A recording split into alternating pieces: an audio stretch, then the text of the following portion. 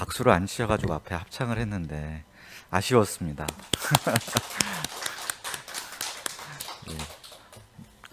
부활절 합창 감사합니다. 많은 분들이 수고하고 참여해 주셔서 아주 웅장하고 아름다운 부활절 특송을 허락해 주셔서 감사합니다. 오늘 말씀의 제목은 나는 부활이요 생명이니입니다. 요절은 요한복음 11장 25절과 26절이 되겠습니다. 다 함께 요절 말씀 한 목소리로 읽어보겠습니다. 네, 시작. 예수께서 이르시되 나는 부활이요 생명이니 나를 믿는 자는 죽어도 살겠고 무릇 살아서 나를 믿는 자는 영원히 죽지 아니하리니 이것을 내가 믿느냐. 기도하겠습니다. 하나님 아버지, 이 시간 부활이요 생명 되신 주님, 그 주님 앞에 나와 경배하며 찬양 올리기 원합니다. 이 예배 가운데 함께하여 주시고 부활의 주로 주님 홀로 높임 받으시기를 소원합니다. 말씀 가운데 성령으로 역사하여 주시옵소서. 예수님의 이름으로 기도하였습니다. 봄이 왔습니다. 벚꽃 구경 좀 하셨나요? 네. 임야곤 목자님 부럽습니다. 저는 아직까지 꽃 구경을 제대로 못했는데요. 또 날씨도 많이 따뜻해져서 옷차림도 가벼워졌습니다. 하지만 우리가 예년처럼 봄을 마음껏 즐거워하고 감상하는 데는 행동의 제약이 많이 따를 수밖에 없습니다. 잘 아시는 대로 1년 넘게 지속되어 온 코로나 때문입니다. 이 질병으로 인한 두려움과 불안이 전 세계를 강타하고 있습니다. 이 두려움과 불안감의 근원은 무엇일까요? 바로 죽음이라고 할 수 있습니다. 이럴 때 우리에게 정말 절실하게 필요한 것이 바로 부활의 복음입니다. 올해 부활절을 맞이해서 요한복음에 나타난 부활의 복음을 이 시간 함께 묵상해 보고자 합니다. 이 말씀을 통해서 우리가 부활의 주요 생명의 주이신 예수님을 새롭게 만날 수 있기를 기도합니다. 어떤 병든 자가 있었습니다. 마르다 마리아의 오라비인 나사로였습니다. 이 세 남매는 예수님을 지극히 사랑했습니다. 또한 예수님은 그들을 각별히 사랑하셨습니다. 예수님께서 예루살렘에 오실 때마다 항상 이 세 남매의 집에 들으시고 그곳에서 그들에게 말씀을 가르쳐 주기도 하시고 또 함께 식사 교제를 하기도 하셨습니다. 특히 마르다가 음식 솜씨가 아주 뛰어났던 것 같습니다. 그래서 예수님은 그 음식을 맛보기 위해서라도 근처에 오시면 이 집을 방문하는 일을 빠뜨리는 적이 없으셨던 것 같습니다. 그런데 나사로가 어느 날 대학생이 되었습니다. 그래서 새내기의 기분을 내기 위해서 방역 수칙을 무시하고 들로 산으로 다니며 사람들이 많은 곳도 아랑곳하지 않고 여기저기 마구 돌아다녔습니다. 그런데 어느 날 갑자기 고열이 나기 시작하고 호흡이 가빠지기 시작했습니다. 그래서 긴급하게 베다니 종합병원 응급실에 가게 되었습니다. 병명이 무엇이었을까요? 코로나19였습니다. 이를 본 노이들은 사람을 예수님이 계신 곳으로 급히 보내어 소식을 알렸습니다. 주여 보시옵소서, 사랑하시는 자가 병들었나이다. 이들은 아주 간단하게 사랑하시는 나사로가 병들었습니다 라는 사실만을 알렸습니다. 그러나 사실 여기에는 숨은 의도가 있다는 것을 누구나 다 알 수 있습니다. 이 말은 굳이 우리가 더 이상 말씀드리지 않아도 예수님 당연히 이 나사로를 고쳐주기 위해서 이곳 베다니로 오셔야 되지 않겠습니까? 하는 뜻이 담겨져 있었습니다. 나사로의 병들었다는 소식을 들은 예수님께서는 어떤 말씀을 하셨습니까? 4절을 보십시오. 4절 말씀 같이 한번 읽어보도록 하겠습니다. 4절입니다. 시작. 들으시고 이르시되 이 병은 죽을 병이 아니라 하나님의 영광을 위하며 하나님의 아들이 이로 말미암아 영광을 받게 하려 함이라 하시더라. 이 병은 죽을 병이 아니라 하나님의 영광을 위하며 하나님의 아들이 이로 말미암아 영광을 받게 하려 함이라. 여기서 이 병은 죽을 병이 아니다라는 예수님의 이 말씀이 어떻게 들리시나요? 그냥 얼핏 들으면 이 병은 그렇게 중한 병이 아니다. 원래 젊은 사람은 코로나로 잘 안 죽는다.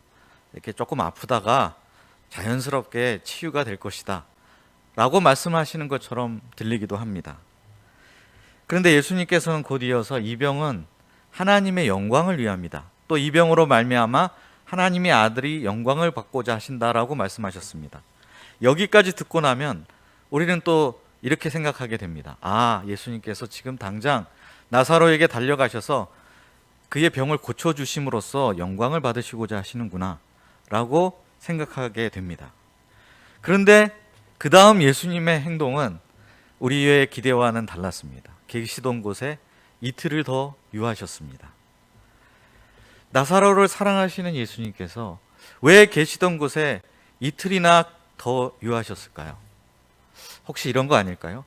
10장에 보면 예수님과 유대인들이 유대 땅에서 충돌을 일으켰던 사건이 나오는데, 그래서 사실 그것을 피하기 위해서 지금 요단강 동편 마을에 와 계십니다. 다시 유대로 들어가는 것이 너무 위험해 보이고 부담스러워서 회피하시는 거 아닐까요? 만약 그렇다면 예수님이 나사로를 정말 사랑하시는가? 사랑하셨다면 그 정도 위험 부담쯤은 감당하실 수도 있는 것 아닌가 하는 생각이 얼마든지 들 수도 있습니다. 그런데 예수님께서 여기서 이틀을 더 유하신 것은 그런 이유 때문이 아니었습니다. 우리는 이 이야기의 전말을, 그 스토리를 다 알고 있기 때문에 왜 이틀을 더 유하셨는지를 이미 다 알고 있습니다. 이게 정답을 알고 있는 사람의 함정입니다. 그래서 이 말씀이 별로 이렇게 놀람으로 다가오지 않는 문제가 있습니다. 그러나 이 예수님의 말씀을 들은 제자들 혹은 이틀이나 지체됨으로 인해서 마음 졸이고 또 나사로의 죽음을 곁에서 목격해야 했던 두 자매에게는 이 이틀이라는 시간이 도무지 이해할 수 없는 시간, 주님은 도대체 왜 이렇게 하시는가 알 수 없는 그런 시간이었을 것입니다. 사실 주님께서는 이 일을 통해서 제자들뿐만 아니라 마르다, 마리아까지, 그리고 나사로에게까지 부활신앙이라는 가장 좋은 선물을 주시고자 하셨습니다. 바로 그 이유 때문에 이틀이라는 지체 시간, 이틀의 유예 시간이 더 필요했습니다. 만약에 그들이 원하는 대로 당장 가서 고쳐주셨다면 예수님은 그들의 좋은 주치의는 되실 수 있을지 모릅니다. 그렇지만 예수님을 부활의 주, 생명의 주님으로서 만날 수는 없었을 것입니다. 그리고 그 이후에도 계속해서 일생 동안 죽음의 세력에 매여 살면서 시달리며 살아갈 수밖에 없을 것입니다. 예수님은 나사로와 마르다, 마리아를 그 누구보다도 가장 사랑하시기 때문에 이틀을 더 유하셨습니다. 비록 그들이 오해한다 할지라도 그 오해를 무릅쓰고 베스트의 것을 주시기 위해 이틀을 더 유하셨습니다. 우리는 우리 삶에서 다급한 문제, 심각한 문제를 만났을 때 어떻게 합니까? 대부분 다 자연스럽게 하나님께 매달려 간절히 기도하게 됩니다. 열심히 기도를 합니다. 그러면 우리를 사랑하시는 주님께서 그 기도를 지금 당장 들으시고 응답하여 주시리라고 기대를 합니다. 물론 그렇게 빠른 응답을 주시는 때도 분명히 있습니다. 그렇지만 언제나 주님께서 항상 빨리 응답해 주시는 것은 아닙니다. 마치 주님께서 이틀을 더 지체하시는 것처럼 보일 때가 있습니다. 이런 이틀의 지체 시간을 우리가 경험하게 될 때 우리는 이런 말이 나오게 됩니다. 주님, 제 기도를 듣기는 들으신 건가요? 들으셨다면 뭔가 반응을 하셔야지 왜 아무것도 안 하고 계십니까? 저에게 관심이 있기는 하신 겁니까? 정말 저를 사랑하시는 거 맞나요? 라고 묻게 됩니다. 그런데 이 이틀이라는 지체 시간이 어떤 의미가 있는지 우리가 오늘 말씀을 통해서 잘 생각해 봐야 되겠습니다. 지체하신 것은 곧 무관심의 표현 혹은 사랑하지 않음의 표현, 사랑하지 않음이라기보다는 사랑의 부족함의 표현, 이라고 즉각 연결시키기 쉽지만 전혀 그렇지 않습니다. 사실은 우리를 지극히 사랑하시기 때문에 더 좋은 것을 주시기 위해서 지체하시는 것입니다. 예수님은 지금 베다니에 있는 세 남매와 함께하지 않으시는 것처럼 보이지만 사실은 그들과 함께하고 계십니다. 증거가 있습니까? 있습니다. 나중에 예수님께서 제자들에게 나사로가 죽었다라고 말씀하십니다. 예수님께서 만약에 베다니에 있는 그 세 남매에게 관심이 없으셨다면 나사로가 죽었다는 것을 어떻게 알고 계시겠습니까? 또한 예수님께서는 마지막에 기도하실 때 아버지께서 내 기도를 들으신 것을 감사합니다라고 기도하십니다. 그럼 예수님의 그 기도, 나사로를 위한 기도가 언제부터 시작됐을까요? 바로 나사로가 중환병에 걸렸다는 그 소식을 들으신 그때부터 예수님은 이미 기도하고 계셨습니다. 그리고 그 기도 가운데 이틀이라는 시간을 더 유하는 것이 하나님이 원하시고 하나님이 기뻐하시는 뜻이라는 것을 발견하셨던 것입니다. 예수님이 당장 눈앞에 뭔가 변화를 일으키시지 않는다고 해서, 예수님의 부재가 느껴진다고 해서 그것이 곧 무관심과 사랑의 부족함의 표현이라고 연결해서는 안 됩니다. 사실은 바로 그 시간 예수님은 우리와 함께하고 계시고 우리에게 관심을 두고 계십니다. 그렇지만 직접 바로 지금 개입하려는 마음을 억누르시고 하나님의 때를 기다리고 계신 것입니다. 이렇게 이틀이 지난 후였습니다. 예수님은 제자들에게 이제 유대로 다시 가자 하셨습니다. 제자들은 가슴이 철렁 내려앉았습니다.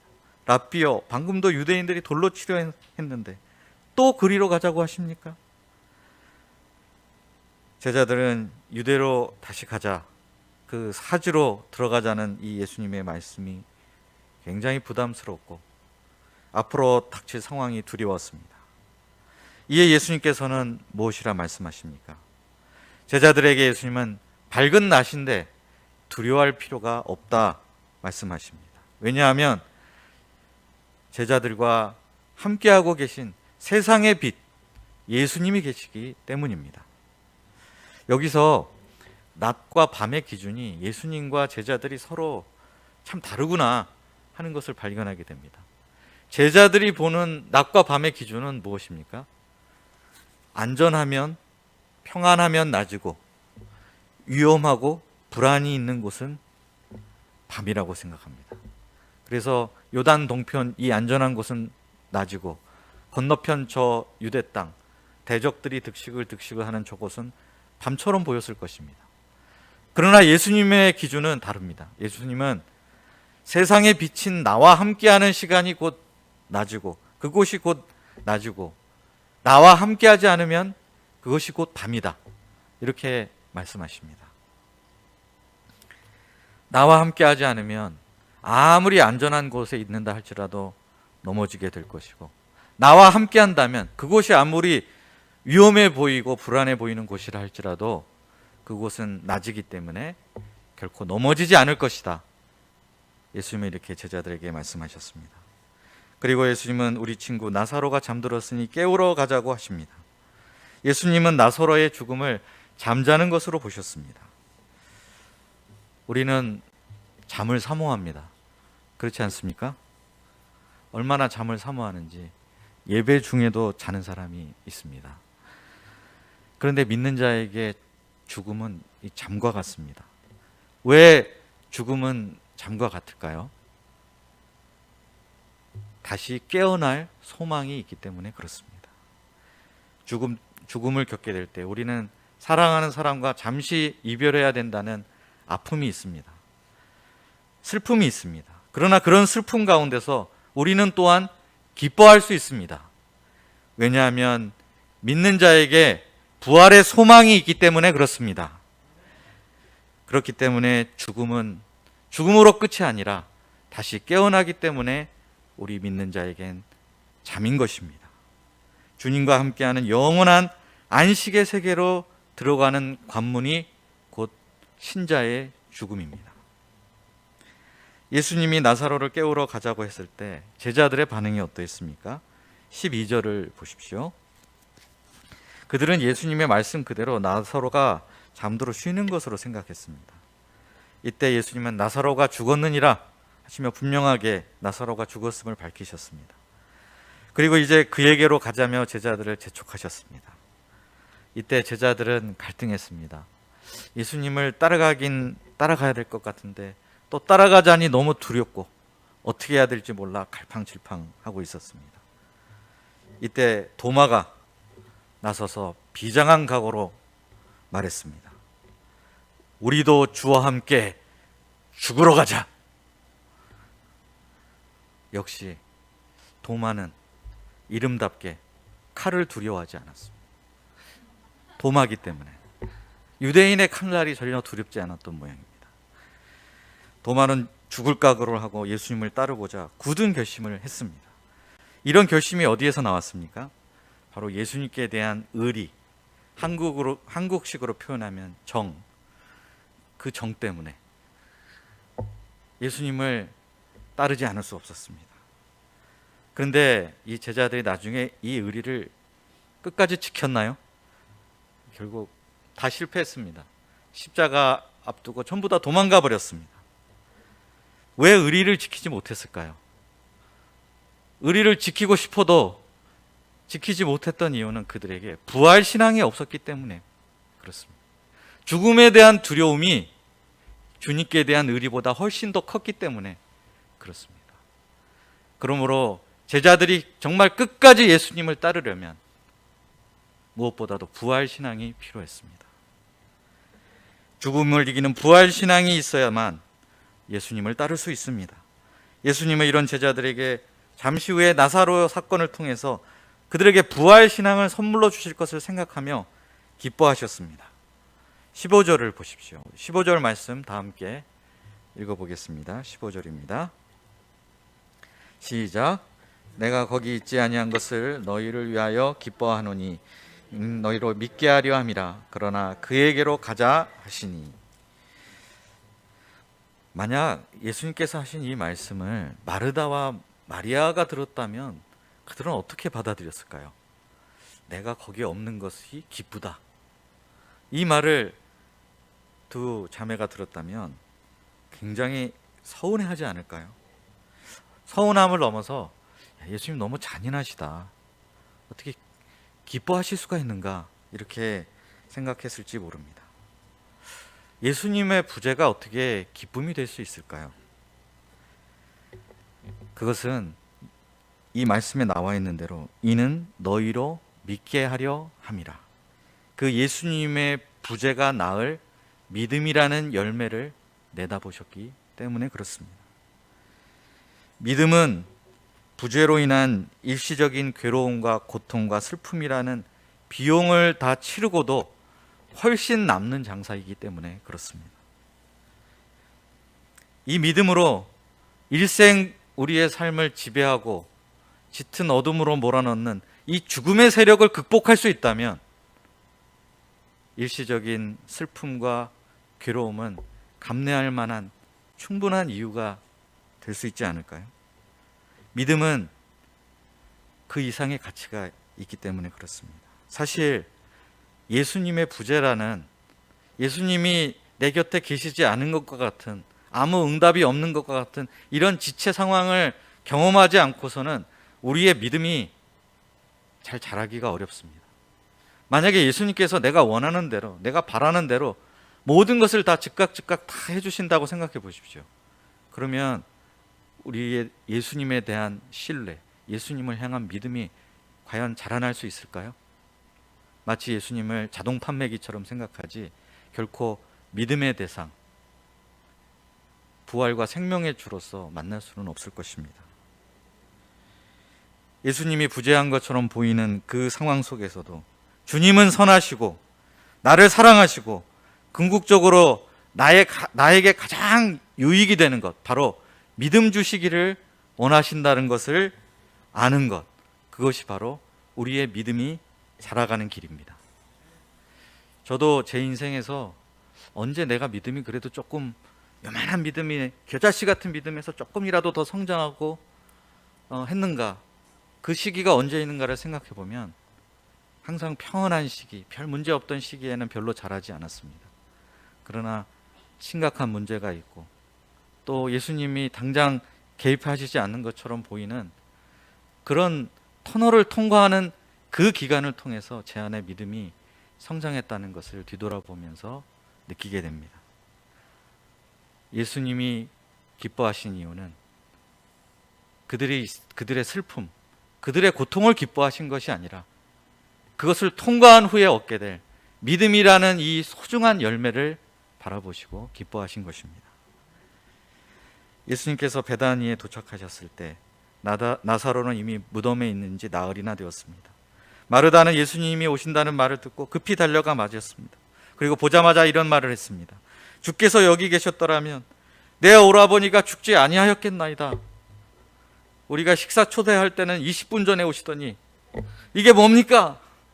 라고 말하고 있습니다. 원망의 말을 쏟아놓은 마르다는 좀 미안한 생각이 들었는지 예수님께 대한 막연한 믿음을 고백했습니다. 22절입니다. 그러나 나는 이제라도 주께서 무엇이든지 하나님께 구하시는 것을 하나님이 주실 줄을 아나이다. 무엇이든지라고 말하고 있는데 이 무엇이든지가 정말 무엇이든지일까요? 이 무엇이든지 안에는 나사로의 부활은 들어있지 않았습니다. 나사로의 부활 빼고 라고는 의미가 내포되어 있었습니다. 예수님은 그것을 정확하게 간파하시고 아주 명백하게 내 오라비가 다시 살리라 라고 말씀하셨습니다. 그러자 마르다는 마지막 부활 때에는 다시 살아날 줄을 내가 아나이다 라고 말하며 장래에 있을 부활, 미래의 부활에 대한 믿음을 고백했습니다. 마르다는 앞서서 주께서 여기 계셨더라면, 시제가 언제입니까? 과거일입니다. 과거일에 얽매이고 있습니다. 과거의 사건을 두고 후회하고 한탄하고 있습니다. 또 지금은 그 다음 장래에 마지막 날에 부활이 있는 것을 믿습니다 하며 미래의 일을 말하고 있습니다. 과거도 있고 미래도 있는데 무엇이 없습니까? 현재가 없습니다. 현재 예수님의 부활을 믿는 믿음이 그의 현재 삶에 어떠한 실제적인 영향도 변화도 이끌어내지 못하고 있습니다. 그러면 예수님이 원하시는 믿음은 어떤 믿음일까요? 우리 오늘 요절 말씀인 25절과 26절 말씀을 다시 한번 다 함께 읽어보도록 하겠습니다. 25절, 26절입니다. 시작. 예수께서 이르시되 나는 부활이요 생명이니 나를 믿는 자는 죽어도 살겠고 무릇 살아서 나를 믿는 자는 영원히 죽지 아니하리니 이것을 내가 믿느냐. 예수님이 원하시는 믿음은 현재 예수님이 부활이요 생명이심을 믿는 것입니다. 창세기 3장 15절 죄범한 인간에게 하나님은 선포하셨습니다. 너는 흙이니 흙으로 돌아갈 것이니라. 이 말씀 그대로 태어난 모든 자들은 반드시 죽습니다. 인류 역사에 죽음을 극복해 보고자 하는 여러 가지 시도가 있었습니다.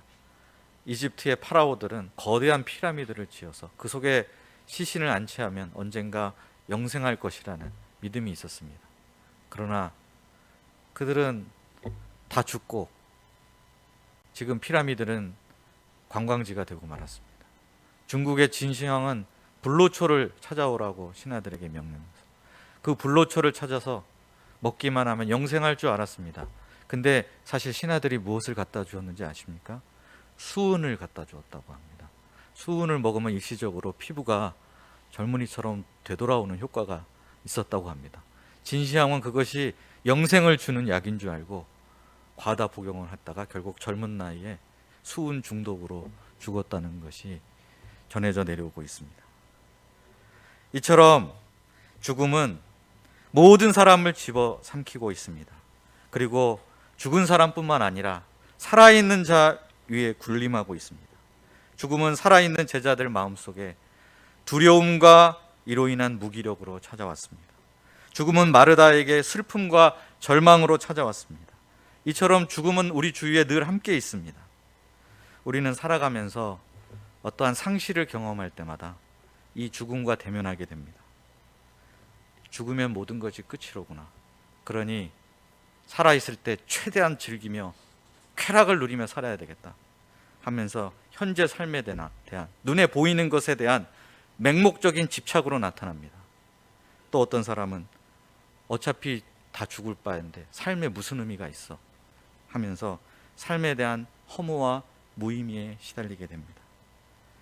이렇게 죽음의 지배를 받는 자의 얼굴에는 죽음의 그림자, 어둠이 덮여 있습니다. 기쁨이 없고 늘 무언가에 쫓기듯 불안해 보입니다. 죽음의 지배를 받는 자의 말에는 죽음의 냄새가 납니다. 다 부질없어. 다 소용없어. 어차피 난 안 될 거야. 더 이상 살고 싶지 않아. 등등 이런 온갖 부정적인 말, 불신의 말, 패배적인 말을 입에 달고 살아가게 됩니다. 우리가 어떻게 하면 이 죽음의 세력을 이기고 생명력이 넘치는 인생을 살 수 있을까요? 바로 부활이요 생명이신 예수님을 믿는 것입니다. 예수님께서 말씀하십니다. 나는 부활이요 생명이니 나를 믿는 자는 죽어도 살겠고 무릇 살아서 나를 믿는 자는 영원히 죽지 아니하니리. 이것을 내가 믿느냐? 아멘.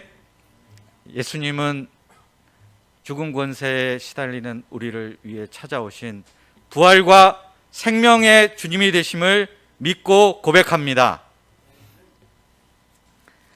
예수님은 이것을 내가 믿느냐라고 물으셨습니다. 이것을 내가 아느냐라고 묻지 않으셨습니다. 아는 것과 믿는 것은 무관한 것은 아니지만 항상 일치하는 것은 아닙니다. 마르다는 참 아는 것은 정확하게 잘 알고 있습니다. 그래서 정답만 얘기합니다. 제가 어제 형제들하고 말씀 공부해보면서 이런 얘기를 했습니다. 그래서 마리아는 면접의 달인이었을 것이다. 면접만 보면 다 합격할 사람. 근데 저도 회사 생활하면서 많이 속아봤습니다. 면접에서 답을 너무 잘해서 뽑아놨더니 실제 업무 능력은 꽝인 경우가 너무나 많아서 배신감을 느낀 적이 있었습니다. 마르다가 꼭 그런 사람 같습니다. 항상 정답을 얘기하지만 정작 자신의 삶에서는 믿음이 없는, 믿음의 영향력, 믿음의 증거가 없는 그런 사람이었습니다. 우리는 매년 4월달이 되면 부활에 관한 말씀을 듣습니다. 또 우리 머릿속에는 고린도전서 15장이 박혀 있습니다. 부활에 대해서 모르는 것이 없습니다. 그래서 부활절 예배 말씀이 시작이 되면 또 작년에 했던 그 말씀 똑같은 말씀인데 하면서 식상해하곤 합니다.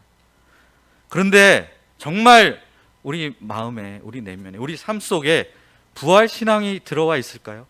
그래서 그 부활신앙이 현재 우리 삶에서 죽음의 요소를 극복하게 하고 죽음을 내쫓는 그런 힘으로 역사하고 있습니까? 우리는 아는 것으로 그치지 말고 진정으로 믿어야 합니다. 그럴 때 예수님의 부활을 체험하게 됩니다. 예수님 안에 있는 부활의 기쁨과 희망, 예수님 안에 있는 이 능력은 우리 삶에 생명의 꽃을 피게 하고 반드시 열매를 맺히게 할 것입니다. 우리 모두 부활의 믿음으로 죽음에 대한 생명의 승리를 날마다 체험하는 삶을 살아갈 수 있기를 간절히 기도합니다. 마르다에 이어 동생 마리아가 예수님 앞에 나왔습니다. 예수님을 보자마자 마리아는 엎드려 울기 시작했습니다. 그러자 함께 온 유대인들도 따라서 영문도 모르고 같이 울었습니다. 그들은 부활의 주, 생명의 주이신 예수님이 바로 앞에 계심에도 불구하고 그분을 알아보지 못하고 죽음으로 인해 여전히 울고 있었습니다. 이를 보신 예수님께서도 눈물을 흘리셨습니다. 이 예수님의 눈물은 어떤 눈물일까요? 마르다가 불쌍해서 흘리는 눈물, 나사로가 보고 싶어서 흘리는 눈물일까요? 그보다는 통분히 여기셨다는 말 속에서 예수님의 분노가 느껴집니다. 그것은 바로 인생들을 사로잡고 있는 죽음의 세력에 대한 예수님의 거룩한 분노의 눈물이셨습니다. 예수님은 이제 무덤으로 가서 무덤을 막은 돌을 옮겨 놓으라고 하셨습니다. 그러자 방금 멋진 말로 신앙 고백했던 마르다가 예수님 앞을 가로막았습니다. 안 됩니다. 죽은 지 나흘이나 돼서 이미 냄새가 나고 있습니다. 마르다는 어느새 예수님께서 하셨던 그 말씀, 나는 곧 부활이요 생명이다 라는 말씀을 다 잊어버리고 이 무덤이라는 현실 앞에 굴복하고 있었습니다. 이에 예수님께서는 마르다의 불신을 책망하셨습니다. 내 말이 내가 믿으면 하나님의 영광을 보리라 하지 아니하였느냐. 마르다가 정말 하나님의 영광을 보기를 원한다면 믿어야 합니다. 믿음으로 그 불신의 돌을 치워야 했습니다. 무덤에 돌을 옮겨놓자 예수님은 둘러선 무리를 향해 감사 기도를 하셨습니다. 그리고 무덤을 향해 큰 소리로 나사로를 부르셨습니다. 나사로야, 나오라! 그러자 죽은 나사로가 예수님의 음성을 듣더니 나 살아! 하면서 무덤 밖으로 나왔습니다. 이래서 이름이 나사로였다는, 사실은 한국어였다는, 믿거나 말거나 하는 얘기가 있습니다. 예수님께서는 이 나사로를 풀어 다니게 하셨습니다. 사람들의 입에서 탄성이 흘러나왔을 것입니다. 죽은 사람이 살아 돌아왔다! 할렐루야! 죽음의 그림자가 짙게 드리워졌던 이곳 베다니 마을, 슬픔과 탄식, 어둠이 짙게 드리워졌던 이 베다니 마을에 환호성이 터지고 생명의 축제가 벌어졌습니다. 나사로야 나오라. 이는 나사로가 죽음의 세계 밖으로 나오라는 주님의 엄중한 명령이었습니다. 예수님이 없는 그 죽음의 세계, 어둠의 세계로부터 예수님이 계신 그 빛의 세계, 생명의 세계로 나오라는 명령입니다. 누구든지 이 예수님의 음성을 듣고 순종하게 되면 어둠에서 빛으로, 죽음에서 생명으로 나오게 됩니다. 요한복음 5장 25절은 이렇게 말하고 있습니다. 진실로 진실로 너희에게 이르노니 죽은 자들이 하나님의 아들의 음성을 들을 때가 오나니 곧 이때라. 듣는 자는 살아나리라. 저도 이 주님의 음성으로 살아난 사람입니다. 저에게는 이 죽음의 세력이 허무의 모습으로 찾아왔습니다. 제 허무는 제가 아주 어릴 때 들었던 9시 MBC 뉴스로부터 시작이 되었습니다. 그 뉴스 한 꼭지에 이런 뉴스가 있었습니다. 바람이 많이 불던 날이었는데 길을 가다가 어떤 사람이 위에 있던 간판이 툭 떨어지는 바람에 그 간판에 맞아서 현장에서 즉사했다는 그런 뉴스 꼭지를 들으면서 저는 어린 나이에도 불구하고 인생이라는 것이, 사람의 삶이라는 것이 이렇게 한순간의 우연적인 사건에 의해서 순식간에 사라질 수 있다는 사실에 큰 충격을 받게 되었습니다. 이런 저에게 또 한 번 죽음의 권세에 사로잡히게 된 것은 바로 플란다스의 개라는 동화책이었습니다. 저의 꿈은 원래 어릴 때 화가가 꿈이었습니다. 어머니에게 학원 좀 보내주세요 했더니 어머니께서 돈 없다 그러시면서 안 보내주셨습니다. 근데 플란다스의 개를 읽다 보니 주인공인 네로가 꼭 저와 같았습니다. 화가가 꿈이었는데 너무나 가난한 네로가 바로 나고 내가 네로구나 하면서 완전히 심취해서 동일시하면서 책을 읽고 있었습니다. 저는 이 이야기가 다른 동화들처럼 네로는 미술대회에서 대상에 입상하고 그에게 좋은 후원자가 나서서 나중에는 유명한 화가가 되는 해피엔딩으로 끝날 것이라고 당연히 기대하고 있었습니다. 그런데 마지막 장을 읽다 보니 그것이 아니었습니다. 네로는 그 성당 차가운 바닥에 엎드려져서 죽고 함께하던 파트라슈까지도 시체가 된 모습으로 이야기가 끝이 나고 말았습니다. 저는 그 마지막 페이지를 덮고 나서 그날 제 방 문을 걸어 잠그고 하루 종일 울었습니다. 밥 먹으라는 나오라는 말도 무시하고 계속 눈물이 나와서 주체할 수가 없었습니다. 네로가 죽는 순간 나도 죽는 것 같았습니다. 꿈도, 선함도, 아름다움도, 재능도 모든 것을 다 삼켜버리는 이 죽음의 횡포에 전율하였습니다. 이후로 허무의 그림자가 제 인생에 늘 짙은 어둠을 드리우게 했습니다. 그런데 이런 저에게 예수님께서는 부활과 생명의 주님으로 찾아오셨습니다. 대학교 4학년 시절 아버지께서 사업을 연이어서 실패하셨습니다. 저희 가정에는 짙은 어둠이 몰려왔습니다. 제 삶도 무너져 내리기 시작하였습니다. 저는 주님께 기도를 하고 매달려 보기도 했지만 주님은 왠지인지 이틀을 지체하시는 듯이 계속된 실패를 맛보게 하셨습니다.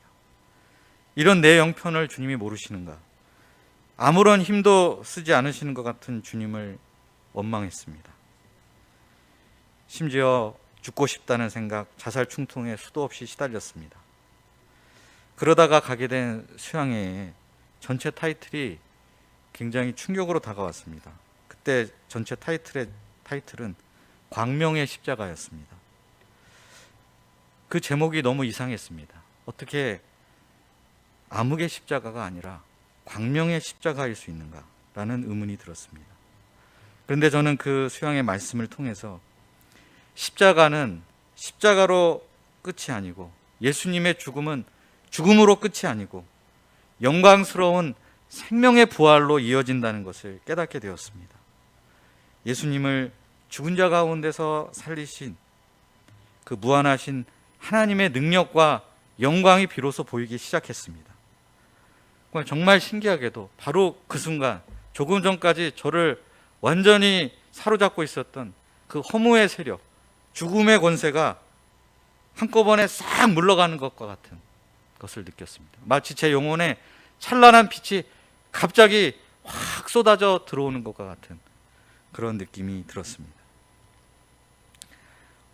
어두워 보였던 그 십자가는 제게 부활의 빛이 찬란히 빛나는 광명의 십자가가 되었습니다. 요즘 저에게는 날마다 매일 계속되는 싸움이 있습니다.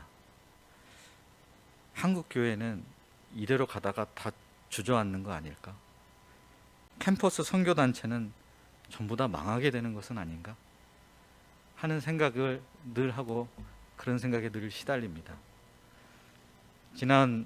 지지난주 고대 고기원에서 주최한 채플이 있었습니다.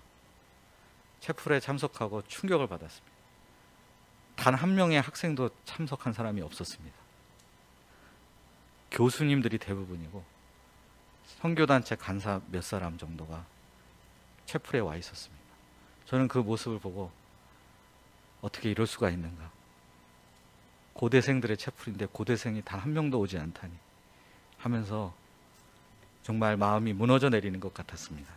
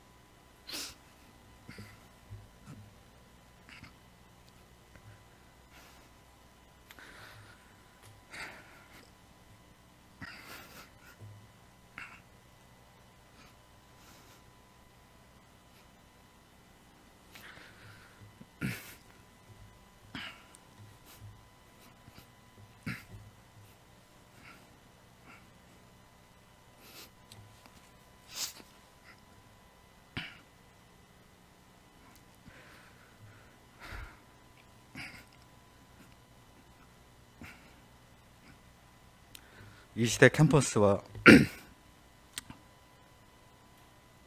젊은 영혼들에게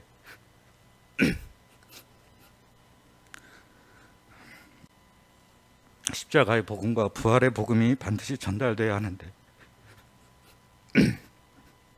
어느새 이런 모습이 되었는가? 이것이 또 다 제 책임인 것 같아서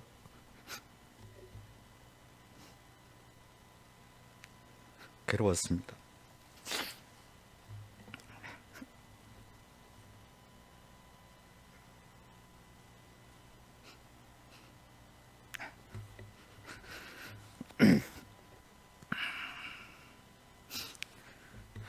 그러나 오늘 말씀을 준비하면서 바로 제 내면 가운데 현실 앞에서 주저앉고 절망과 자포자기로 몰아려 하는 죽음의 요소가 틈타고 있다는 것을 발견했습니다.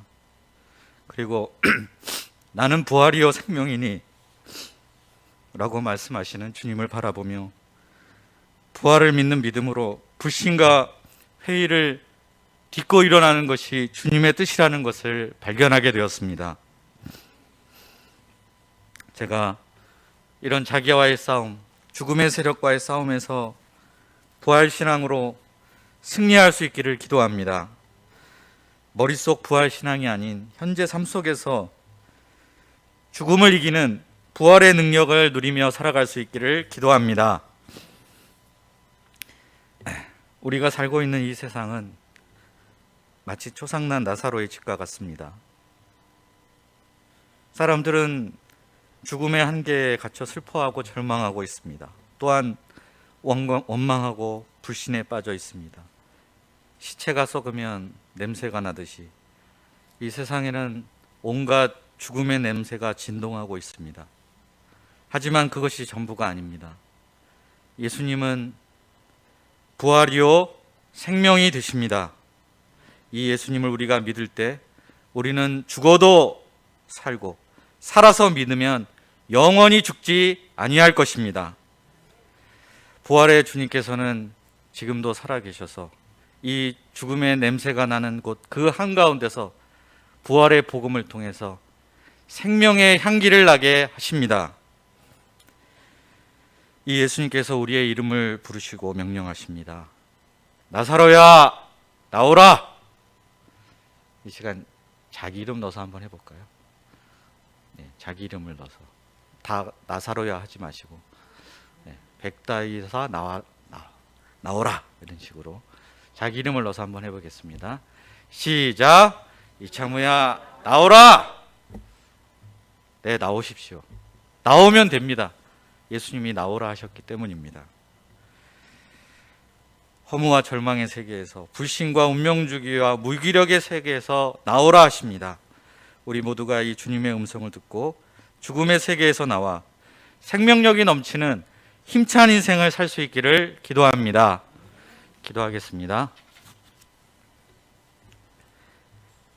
살아계신 하나님 아버지, 부활이여 생명이신 주님 감사합니다. 죽음 권세에 갇혀 일생 죽음의 냄새를 맡으며 죽음의 그림자 아래 짙은 어둠 가운데 살 수밖에 없었던 저희를 긍휼히 여기시고 우리에게 찾아오사 생명과 빛을 주신 주님께 감사 찬양합니다.